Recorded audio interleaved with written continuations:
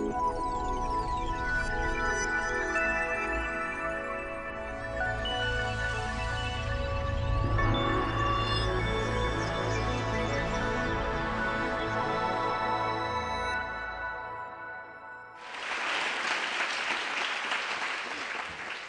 I'd like to begin by thanking the organisers for putting on this excellent event and thanking Anil for that kind introduction, and last but not least, thanking my collaborators who've actually done most of the work and the people who paid for it, the funders.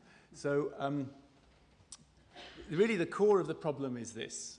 We go through our everyday lives thinking that we can do what we want. So I think I can lift my arm, and then my arm goes up. And how can we reconcile that feeling that we have of our own conscious volition, the power of our conscious thought, with what we know about the brain and with what we know about how the brain determines our actions? And really, you don't need to worry too much about the scientific content of the talk, because it's all beautifully expressed in a quote by Ian McEwan in the novel Atonement, which some of you may know. So the lead character is thinking about her own sort of power and her personality.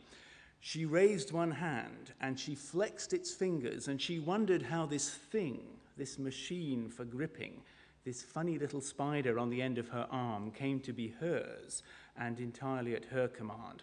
Or did her hand have some little life of its own? She bent her finger and she straightened it. The mystery was in the instant before the finger moved, the dividing line between not moving and moving when her intention took effect.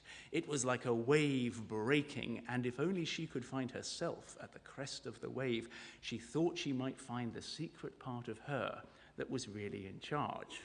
She brought her finger close to her face and she stared at it, urging it to move. But the finger remained still because she was pretending. She wasn't entirely serious, and because willing the finger to move, or being about to move it, was not the same as actually moving it. And when she did bend the finger, finally, the action seemed to start in the finger and not in any part of her mind. When did the finger know to move? When did she know to move the finger? There was no way to catch herself out. Beautifully expressed. How is it that we can do what we do? What part does our conscious mind play? And what part does our brain play? So in the next 15 or so minutes, I'm just going to briefly outline Benjamin Libet's seminal experiment, which tried to investigate that question. I'm then going to briefly touch on some of the criticisms and interpretations of the original experiment, and I'm going to wrap up with some much more speculative thoughts, which are much less scientific, about what the implications of this experiment for society might be. So let's start off with the basic experiment. Well, there are two parts to the experiment that Libet published in 1983. And the first part is a clock, and it's a very funny clock because it's only got one hand, and the hand goes round every 2.5 seconds. And the clock is there to provide an external metric that you can use to report your own internal subjective experience. So the clock is just there to allow you to say when you have particular experiences. The second part of the experiment is that the participant in the experiment is going to make a voluntary action. So in the versions that we've done of this experiment, the voluntary action is normally to press a button. It may not matter too much what it actually is. And the subject's instruction is to press a button whenever you feel like it. Now, there's something rather bizarre about that, and people have criticized that instruction. It's a bit like saying, have free will now. It's paradoxical. But the idea is that the clock is turning, and the subject suddenly has the will to press the button, and they press the button. We can animate that.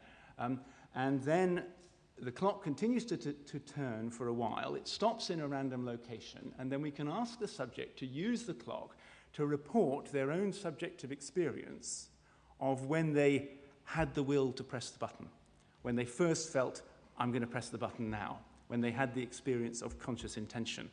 So I'm going to attempt, it's beyond the scope of this venue to actually reenact the experiment fully, as you'll see, because of some other elements of it which are coming later. But I'm going to attempt to give you an idea of what it might be like to do this. So here is a part of some experimental software. So I should be able to set this clock turning, and then whenever you feel like it, if you just tap your knee, and it's up to you. Don't tap your knee when the clock reaches 60 or when the clock reaches 30. Tap the knee when you want to. and just see whether you can report or get a sensation of where the clock hand was when you decided, I'm going to tap my knee. So the clock can begin to rotate, and I'm going to tap a button on the keypad when I feel the urge to press the button. The clock continues to rotate to a random location, and I sort of felt that I was about to press the button now when the clock was, I think, on that occasion at 51 minutes. We can do it again.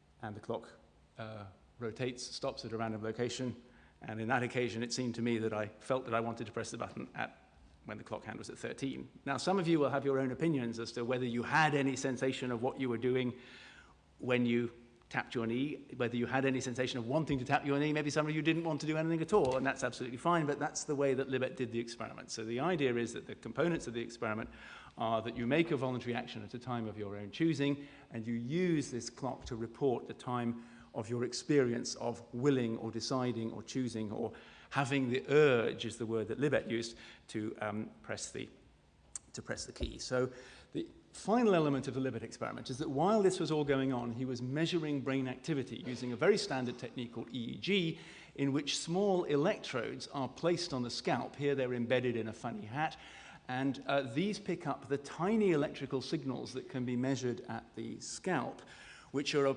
product of the underlying brain activity. So you can record continuous brain activity while people are performing this task. Now, on any individual trial, all you see is a sort of funny squiggle like this, because the activity on any individual trial consists of all the things that the brain is doing. But if you average many, many, many trials, so here we're showing averages of groups of 4, and then those groups of 4 could be averaged to get a group of 16.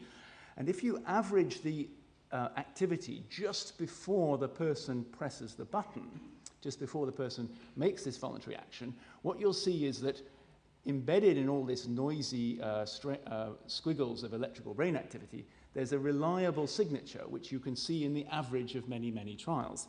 So that's shown here, and it's called the readiness potential. So if you look at an electrode at this location, which roughly overlies the bits of the brain that we know are involved in the initiation and execution of actions, which are involved in controlling movements of the hand, you can show the activity. This is the combination of many different trials and perhaps many different subjects as well, I think, shown as a function of time. So this vertical line marks the point when the button is actually pressed. It marks the onset of a voluntary movement.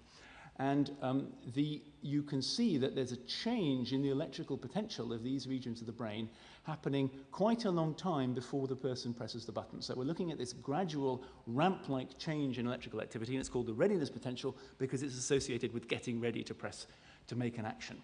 So now I'm just going to show you schematically a typical readiness potential, which is similar to those that Libet himself recorded. These voltages are tiny. These are in microvolts, millionths of a volt, but they can be reliably recorded. And you begin to see the readiness potential preparing the voluntary movement, often over a second before the actual onset of the movement itself. And Libet's result is really very simple. If you look at the average time using this rotating clock that people report having an experience of the will to press the button or the will to move or the urge to move, on average, it's about 206 milliseconds before the button goes down. So Libet called this the W judgment, judgment of will. I would prefer to call it an awareness of intention or a conscious intention. People seem to have an experience of what they're about to do about 206 milliseconds before it happens. And the sort of interesting point is that clearly the brain is beginning to prepare the action at this kind of time here when the readiness potential actually begins, which is often a second or so before you have the experience of what you're about to do. So this gap that I've arrowed here, which is often over a second, is an enormous amount of time in terms of brain time. Your brain seems to know what you're going to do over a second before you seem to know that you're about to do it. So that is the Libet experiment. That's what he said and what he did, and it was extremely influential. It's been replicated since. I'll just show you a couple of things which are perhaps interesting. We did an experiment with Dick Passingham and Hak Kwan Lau a few years ago in a brain scanner in which we wanted to see whether there was any sort of brain basis to this idea of conscious intentions. And in one block of trials, we asked people to use the standard Libet type arrangement to judge the time of their intention to press the button, and in another block of trials to judge the time at which they actually pressed the button. So these trials perhaps highlight conscious intention more than these ones. And there are several areas which show more activity when you're thinking about your intentions and when you're just thinking about your button presses. I just want to highlight these two. Don't worry too much about the nomenclature, but this area here stands for the pre-supplementary motor area. It's a key area in our ability to initiate, if you like, voluntary or novel actions. I'll come back to it later. And here's a second area in the parietal cortex of the left hemisphere. Now, if the Libet experiment were just, as it were, nonsense, and if people were just inventing numbers on the clock to keep the experimenter happy, you wouldn't expect to get reliable neural correlates of these judgments as we do here. So the first conclusions that one might make from this experiment are, it looks as though the brain prepares my actions before I have a conscious intention to act. Therefore, it looks as though conscious free will is an illusion. And the argument here is an argument from temporal precedence, because our concept of conscious free will is that I think I want to lift my arm, my thought somehow sets my brain activity starting, and then my arm goes up. Okay? But what we can see from the Libet data is actually the brain activity precedes the conscious volition, so therefore conscious free will cannot be the cause. It can only possibly be a consequence of brain activity, not a cause. So conscious free will in our everyday sense is an illusion. I know about my actions only very, very late, and this raises interesting questions for moral responsibility. Now, I just want to highlight a second feature of the Libet experiment, which has attracted a lot of attention. It's often sort of misunderstood, possibly by Libet himself and often by other people. So I think Libet possibly deep down wanted to rescue an idea of moral responsibility, and who can blame him. So he said, well, okay, the brain, and we don't have free will, but we may well have free won't. Well, what did he mean by this? Well, he noticed that you do have a conscious experience of what you're about to do 206 milliseconds before you do it. And maybe that's just enough time to stop yourself. So he had an idea of veto. And at one level, I think one can appreciate that. So all of us have had the experience of writing an angry email. It's often an email to our boss complaining why we weren't given a pay rise. And you feel that you're just about to click the send button, and you hear a little voice in your head, and the little voice says, no, don't click the send button. And incidentally, don't click the send button. That's my advice. Of course, there aren't little voices in the head in that anthropomorphic sense, but there's often the experience of getting a certain way towards action and then holding back. So that, I think, is acceptable. I think Libet had a rather confused idea that somehow this veto was coming like a veto ex machina, that it was some direct way that consciousness could take control of the brain, and that can't be correct. But this is just a slide to show that in a recent attempt that we did, again in a brain scanner, we did find that there was a particular area well in front of all the motor areas, which does seem to be specifically activated when people develop an action but then hold back at the last moment. So some kind of voluntary inhibition of action does exist. So we can stop actions we want to make. Now, just to go on to some of the criticisms and interpretations, well, one of the criticisms that's been made is, well, maybe it's difficult to use the clock. Maybe there's a fundamental inaccuracy in reporting the time of subjective experience. That's certainly true. I'd agree with that to some extent. Maybe what people are doing is they're pre-deciding, okay, I'm going to press the button when the clock gets to 27 on this trial. So really what they're doing is reacting to the clock. They're not really internally generating or willing the action themselves. And this is perhaps the most popular, most accepted criticism, is that maybe what's actually happening is you press the button, and then your brain does a clever piece of stitching up, which is called backwards referral or post-diction. This is the idea of Dan Dennett, in which you say, oh, Patrick, you just pressed the button. Oh, you must have meant to do that. You must have had a conscious intention. And you can retrospectively attribute to yourself the will or the intention to press the button by inference from the fact that you have pressed it.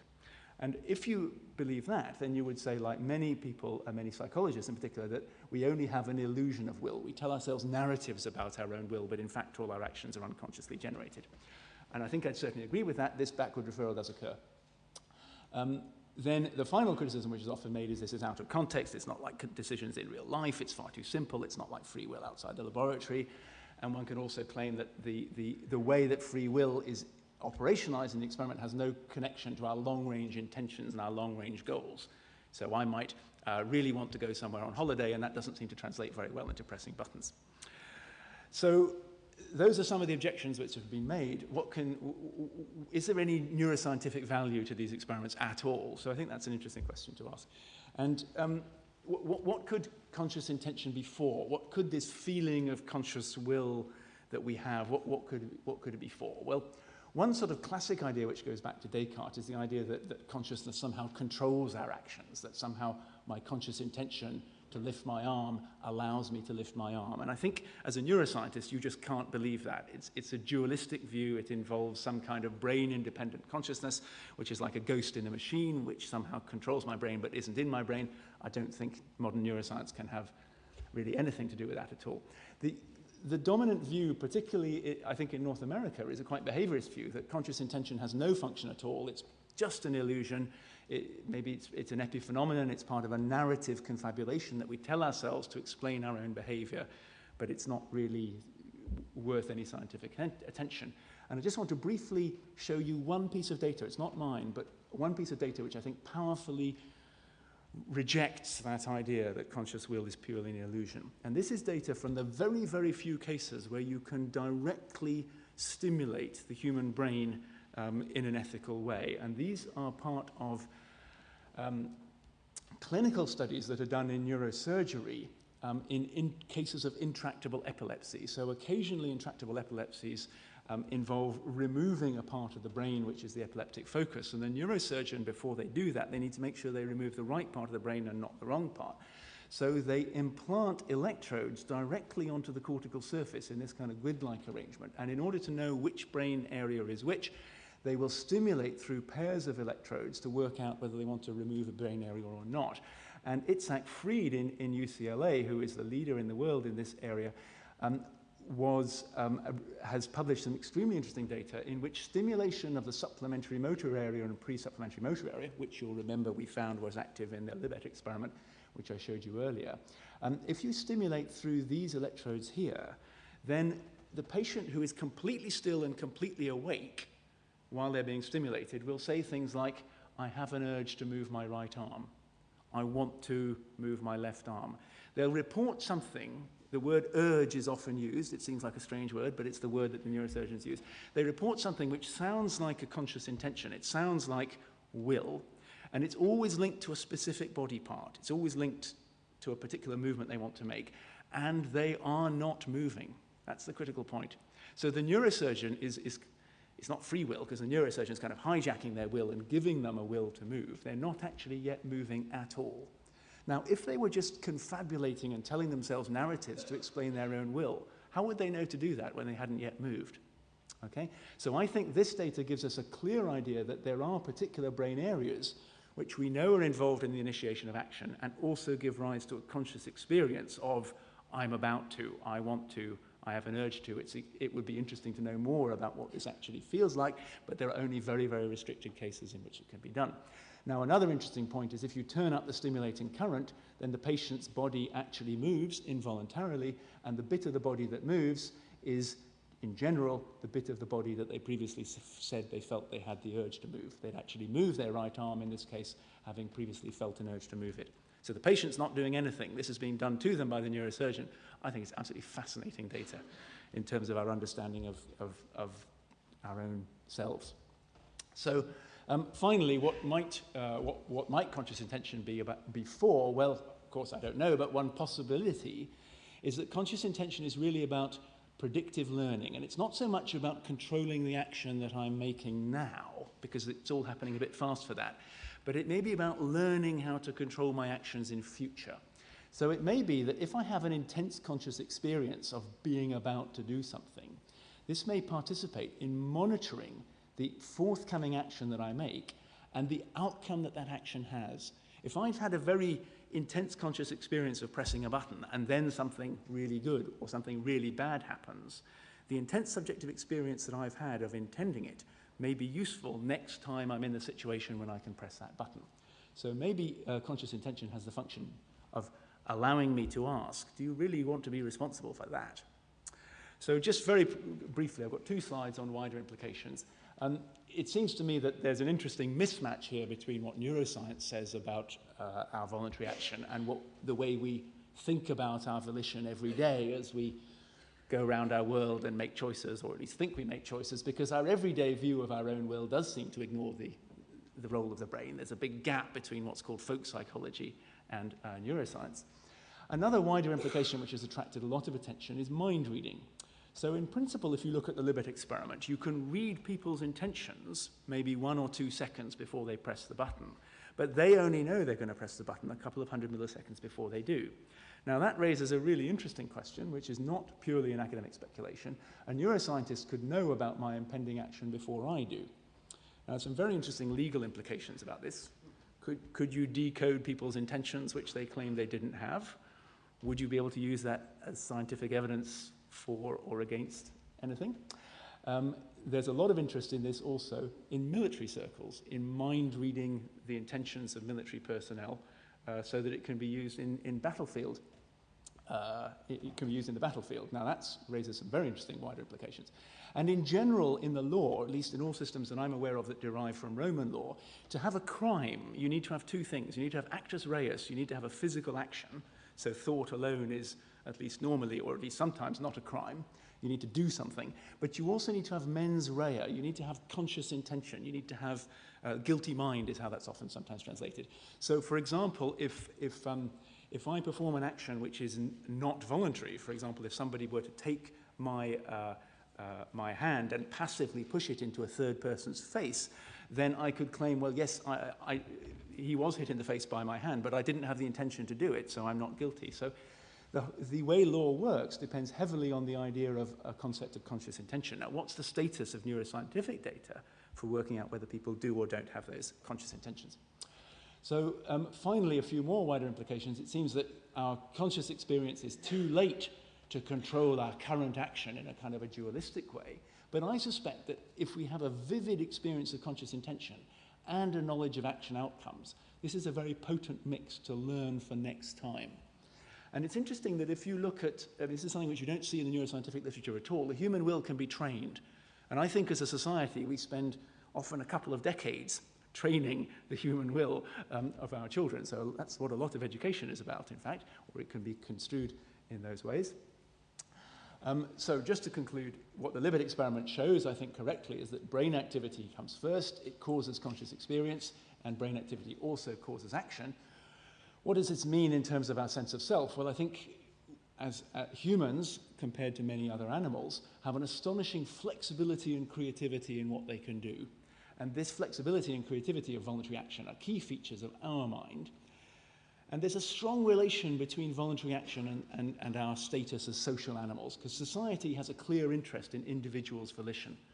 So if I have the capacity for voluntary action, then, well, I can do whatever I want. I can become a rampant individualist or a rampant egoist, but society may have very, very strong views about that, and quite rightly so.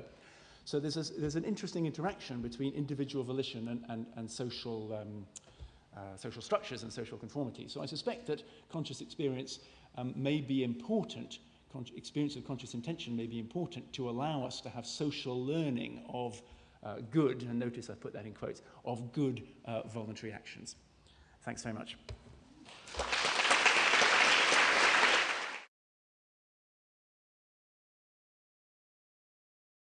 These are undoubtedly fascinating results. These are wonderful results. They're the result of extremely good experimental care and control. And very modestly, Patrick didn't add that he has improved the Libet experiments and by my lights and many other people's lights, given us even more convincing evidence of the sort of phenomena broadly that he's talking about. Now, the experiments can be criticized for some of the reasons he said. There are a number of objections to the idea of how we might measure conscious experience, and I'll come to that in a minute. But really, we both want to admire the experiments and then ask questions about how we should interpret the results. The findings, I think, are incontestable. How do we interpret them? How worried should we be by some of these findings?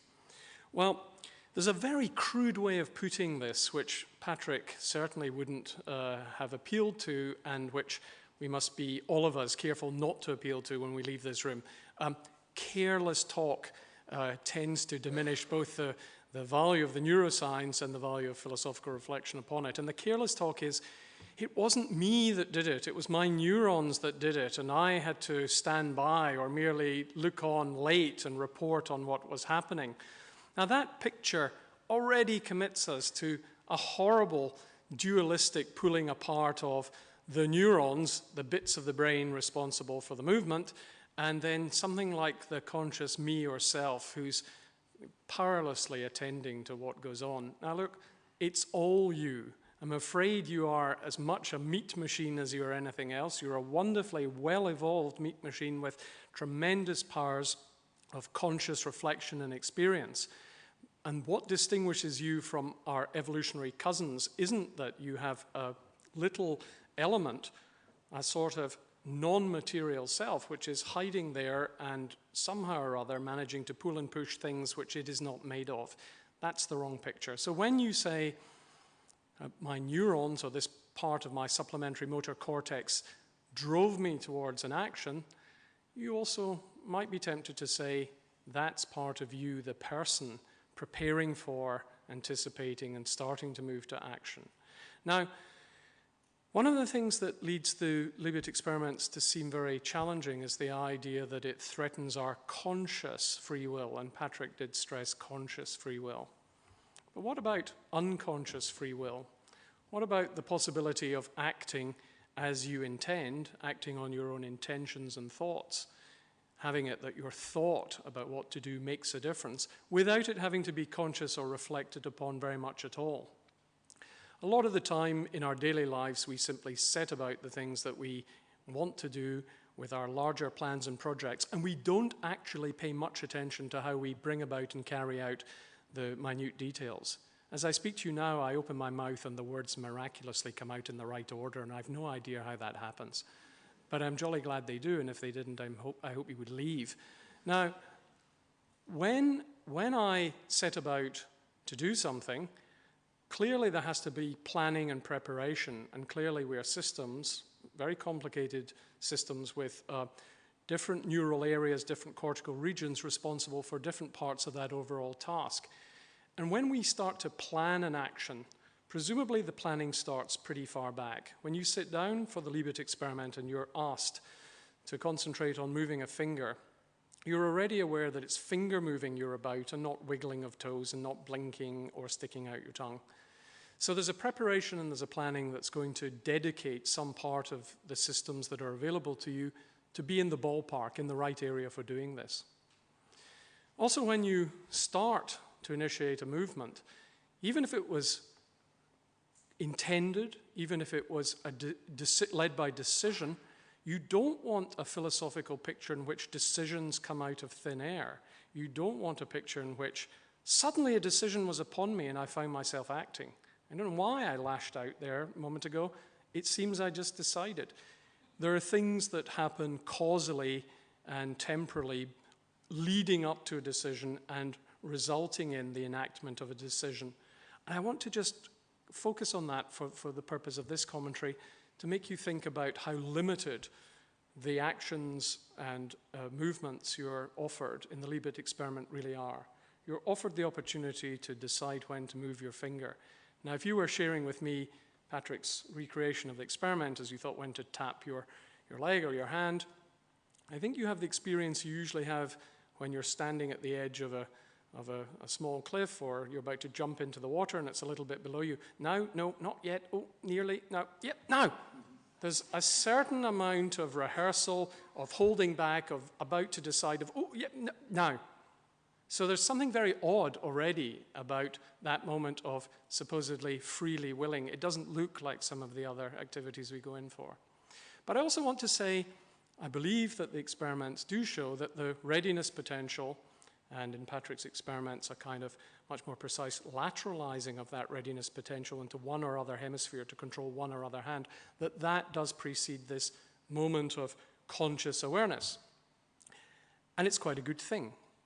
Because when you're asked to decide to do something about which you haven't very much investment and whose outcome you don't really care about that much, how do you decide between two or three or four seemingly equally desirable choices? When you're in a restaurant and you don't much care what's on the menu, but you're offered chicken or fish, and they say, well, what would you like? You say, and you plump. Now, how do you plump? Who knows? But it's very good, and it's important that you have something in the brain, that you have something neurologically that allows that plumping to go on. And it seems to me with the Libet experiment, we're in something like the same territory here. You're asked to move your finger.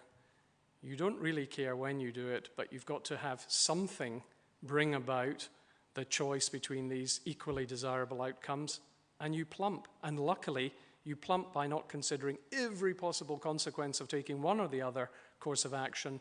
You let something run away with you. And often this is what we do, perhaps in a shop. You say, which one would you like? Oh, I'll have that one. Oh, no, wait a minute, I'll have that one. Now, it seems to me the later assessment is obviously important, and it's what Patrick, I think, is getting at when we review consciously what we've done. But plumping's important, not just in these small decision makings, but also when we're tennis players. When you're tennis players and you're taking a shot, you really don't want to start to review the options and think very consciously, which way will I go? And in fact, what you see when you watch Andy Murray at the end of the court waiting for a serve, that little foot shuffle, that's a readiness potential. He's absolutely ready to start launching one way or another. He may get it wrong.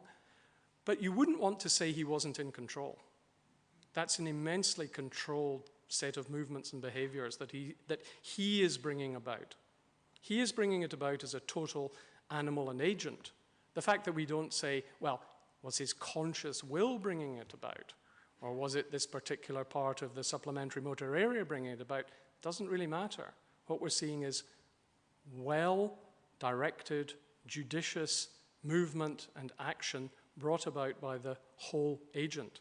Now, I want to end just with leaving you with a little bit of a puzzle that philosophers have about intention, and I think it makes us realize that intention's a very funny thing. It might be something it's even rather difficult to get in conscious view. If we have the idea that our intentions are known to us at a moment, that somehow just at a particular time we can get all of what is our conscious intention into vision, into the inner mental eye, and that it reveals itself for what it is and tells you what will happen next, I think we've already bought into a faulty view of our own psychology and our own self-knowledge. If I say to you on the stroke of midnight, before New Year, I say, I'm going to give up smoking. Here's my New Year's resolution. I intend to give up smoking. I really do. This time, I intend to give up smoking. And if at 5 past midnight, I light a cigarette, you have every right to say to me, look, it wasn't that you had an intention and then it sort of broke down as you tried to carry it through into action. You really just had no such intention. In other words, how you subsequently behave, how your subsequent patterns and actions follow through will determine whether you had that intention or not. Intention is not always something that is settled and decided at a moment. A measure of whether you have intentions and how good your intentions are how you act and how you behave subsequently. And I think that's going to be something that we should concentrate on and worry about when we try to pin free will on a moment's conscious attention to a clock moving on the wall.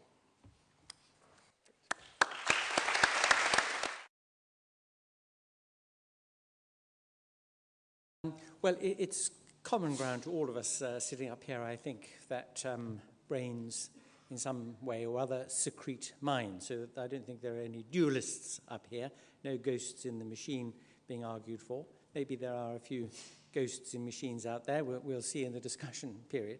So that's common ground for us all. And that means that we probably are all very tempted to say that the neural activity seen in the brain by various means associated with actions performed by people or decisions made by them, choices made, actions performed, that they are not merely correlates, they're not merely neural correlates of those psychological things and those actions, but they may have they must have a causative role. Part of the story is that they are part of a causal network, which the actions and the psychological states in question are outcomes. So that I think is common ground. But in order to flesh out the difficulty here of making sense of this experimental work, how exactly one interprets it. And this just adds something to what Barry was saying, because I agree with the points that he made very much. What one needs to do is take a few steps back and look at a much larger picture. The picture which is suggested to us by the fact that folk psychology, that Patrick mentioned, our normal ways of explaining what other people are doing and what we are doing and predicting other people's behavior, the sorts of concepts, psychological concepts that we use in a very informal way, is extremely powerful and powerfully explanatory. That this repertoire of concepts that we have, even if it doesn't correlate exactly with what's happening in the central nervous system of a human being, nevertheless allows us to think about what they're doing, talk about it, describe it, analyze it in ways which are immensely effective. And that's a fact that has to be borne in mind. It has to be borne in mind for the following reason, that there is a kind of spectrum of explanation that we are interested in when we think about explaining the basis, the neural basis of mental life. And just to try to put down a couple of markers showing what the spectrum looks like. Think about the behavior of a social animal like wolves. Very complex hierarchy in the pack. They cooperate with one another when they hunt, and there are various other things that one might want to say about their quite elaborate social life. But in terms largely of instinct, of something which is invariable, something which is hardwired, something which has very little social plasticity about it. We don't find individual wolves getting a hump and leaving the pack and wanting to be on their own like a famous film actress or painting pictures. Their behavior tends to be fairly set in patterns. And the other marker, close to some other end of the spectrum, might well be, just for convenience sake, some well-known character in literature where the author in question himself or herself has a very deep and subtle appreciation of human motivation. So, for example, take a character like Levin in Tolstoy's Anna Karenina. And Lenin spends the whole novel, as you may remember, really wanting to try to achieve some deep philosophical insight, and he reads all the great philosophers, Kant and all the rest of them. Then he decides at the very end that he's going to go back to his estates and he's going to live the simple life like his peasants and have an unthinking, unreflective form of peasant Christianity to adhere to. And a very interesting remark was made about Levin by Dostoevsky, no less a person, who said, Levin is the kind of person who, 2 weeks after the novel ends, will have snagged his soul on a rusty nail. Now, what that suggests is something very rich, very complex, very continuous about the mental life, the attitudes, the hopes, the desires, the intentions of an agent. Something about which that agent might retrospectively, when writing an autobiography or a memoir, construct something out of, construct a story about a unitary self with long-term plans and goals, long-term intentions that were subserved by many complicated commitments made during the course of that biography. So that is the background, that's the setting against which we want to try to understand how mental life and personality, intentionality, and moral responsibility can emerge from this rather extraordinary piece of wetware that we carry around inside our skulls. In the end, if we're going to achieve an explanation of the rich human psychology that we're familiar with in our own experience, in our experience of other people, and in our enjoyment of literature and the arts in general, on the basis of our neural understanding, then that neural understanding is going to have to be extremely fine-grained, and it's going to have to be lots and lots and lots and lots of Libet-type experiments or Haggard-types of experiments, which build up, each one of them acting as a pixel for a much more elaborate picture explaining the psychology even of an ordinary human day. That is the task, that's the background against which we must, to some extent, measure, or the context into which we must place the kind of work which is now going on in the neurosciences. Work, by the way, which is extremely fascinating. Some of the experiments that are done are very, very elegant indeed, very carefully designed and thought out. And they do seem to be catching the tip of a tail somewhere, the tiger's tail in the thickets of our ignorance about how our psychology works. Managing to pluck a few hairs at the tip of that tail now. It might just be that we're at a very early stage of our understanding of how we're going to get an account of this rich and complex psychology of human beings from a study of the neurology So it just may be a matter of having to wait, more experiments, more incremental understandings that enable us to stand on one another's shoulders as time goes by to see further and further. But the difficulty, I think, was captured by Patrick himself here when he was listing the objections that people have made to Libet-type experiments, and in particular the fourth and fifth of those objections. The fourth, you remember, was that the situation in which the experimental subjects found themselves was not like real life. This just enriches really the point that Barry was making. And the fifth objection was that intention and intentionality, intentional action, volition, all those concepts, a very close family of concepts, apply to things that are medium and long term, as well as to short-term experiences that can be captured in an experimental situation. That when we talk about somebody intending something, I mean, I might, for example, to take Barry's example of intending to give up smoking, it might be that an alternative analysis to the one that Barry gave was that somebody really did intend to give up smoking and then weakness of will kicked in. This is something that Aristotle spoke about a very long time ago, crazier. And it would make sense to say that. It would make sense to say that somebody really intended to do A, but they did B in the end, and that we would have a good explanation of why they did it. And the explanation would make sense in terms of our folk psychology about them. The other point is this, and this is the final point, really, that if some straightforward reduction turns out to be possible from our folk psychology to neurology, this is, by the way, something that some rather well-respected people in the field think is going to be possible. I cite for you Paul and Patricia Churchland, for example, who think that in some future state of neuroscience, we are going to have a complete and exhaustive explanation of mental life and human behavior just in neurological terms. The complete reduction can be effected. And then it will have turned out that free will and intentionality are illusory. They're kind of post facto epiphenomena of the experiences that people have when, in fact, their wiring is making the choices and taking the decisions for them.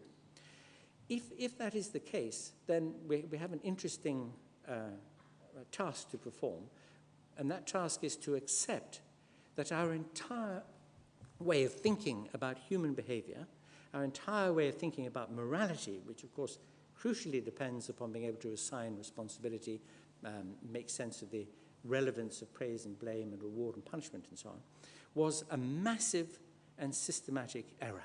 We were just completely wrong about what it is to be human, and we were wrong right the way through several thousand years of history in thinking about morality and human nature. We were massively and systematically wrong about human nature.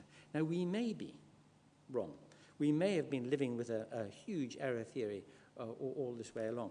But I suspect, and I think Patrick's own work rather offers a few little indications in this direction, that we may find that the simple, straightforward reductionism which says that folk psychology will go out of the window and we'll be talking about C fibers firing when we are in pain or whatever, that the Churchland picture of the future world is like, that somewhere halfway between that kind of explanation and the literary types of explanation that I invoked in mentioning Levin will rest on some third thing. There is something yet to be found out of the marriage of neuroscience and folk psychology, which will provide us, the third way, which will provide us with explanations that we will find satisfying both from the point of view of psychology and the point of neurology.